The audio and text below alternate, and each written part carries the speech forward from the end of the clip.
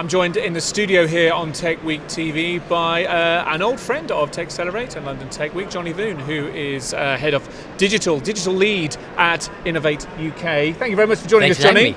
Yep. So tell us, for anyone who isn't aware, about Innovate UK, and then tell us where distributed ledger technologies are fitting into that picture. Sure now. thing. So Innovate UK is the government's innovation agency. We're part of UK Research and Innovation, and our mission is to really fund business-led innovation in R&D.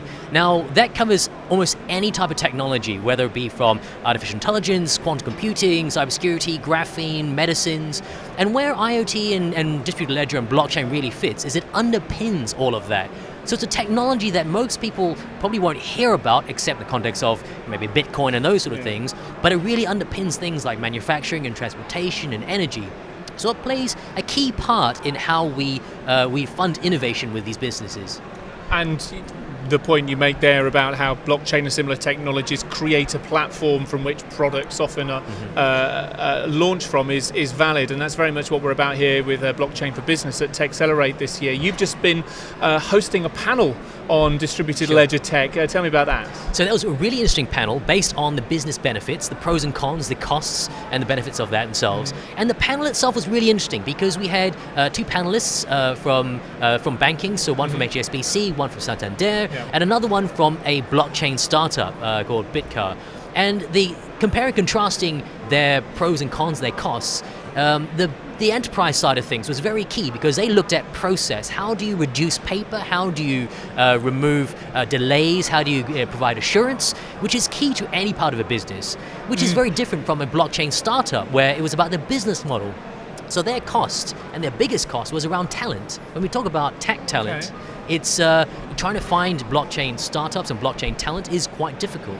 It's interesting you talk about the traditional banks there, and from the impact that distributed ledger projects are having, it sounds like it's part of a digital transformation project, in contrast to the startups where they're looking at from a product point of view, what distributed ledger is actually able to achieve from a product. Yeah, absolutely. So that transformational journey is a key part of their business, and blockchain, by all means, from their opinions, is a key part of all that. But it's not the only part. There is AI, there's data, and for a lot of people, the way they interact with their bank now changes from being in store to an app. Right, so whether consumers see it as a blockchain-based app or not, they don't really care as long as when they hit send, their money goes from one place to the other, and that's a very key thing.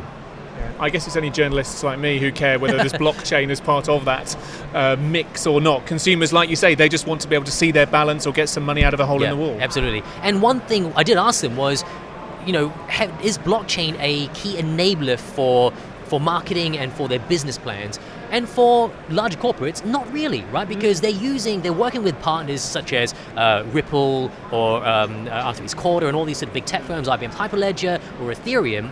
And for those big banks, they don't need to name drop, right? Because for them, it doesn't make any sense. But for a small startup like Bitcar, having a big platform like Ethereum or whoever that may be is actually quite key because it provides a level of brand identity. The fact that you're doing something with a big tech player makes a big difference.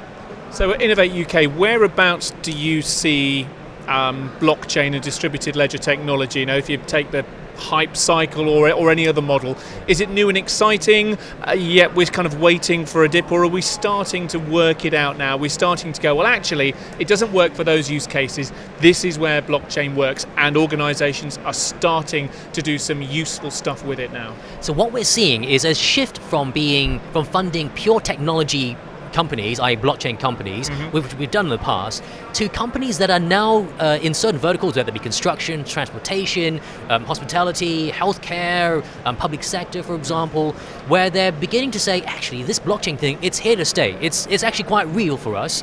We need to find a way of integrating it into our business. So they're working with universities, with other startups, with the large corporates to try and come up with ways where it can actually work.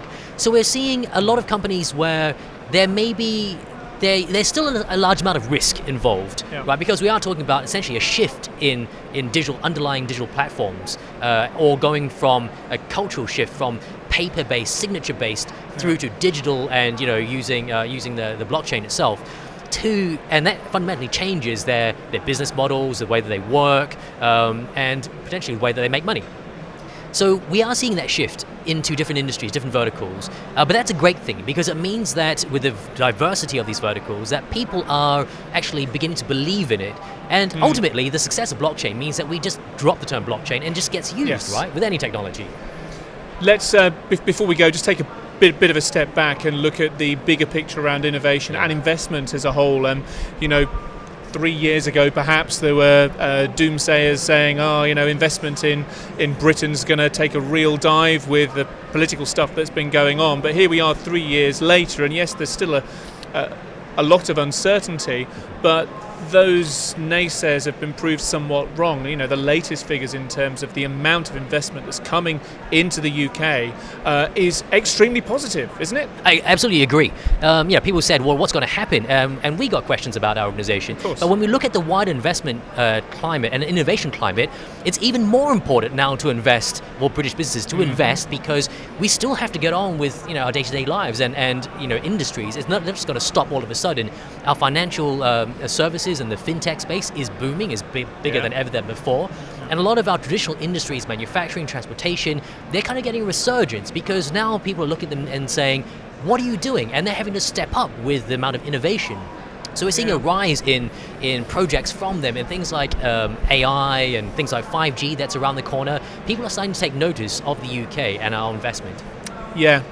I mean, obviously, in terms of new technologies and innovating in new projects as well, that's good. There are, factories closing down from a manufacturing point of view, but I guess part of that is just the digital transformation that many legacy companies and companies that do rely on metal and other bits and stuff on the floor, they are going to struggle, and they do need to go through that transformation journey, and there will be pain as part of that. Absolutely, and the transformation journey isn't a 6-month, 12-month, 2-year thing. Sometimes it's 10, 20 years, right? We have to think about that from a very, very long-term objective. So 3 years in the scheme of a wider industry transformation is actually a small drop in the ocean. Look at the energy space, look at the manufacturing and transportation space. 3 years is hardly anything. Listen, Jonny, always great to have you here. Thank you very much for joining us again here in the Tech Week TV studio. Have a great rest of the show. Thanks for having me. Thank you.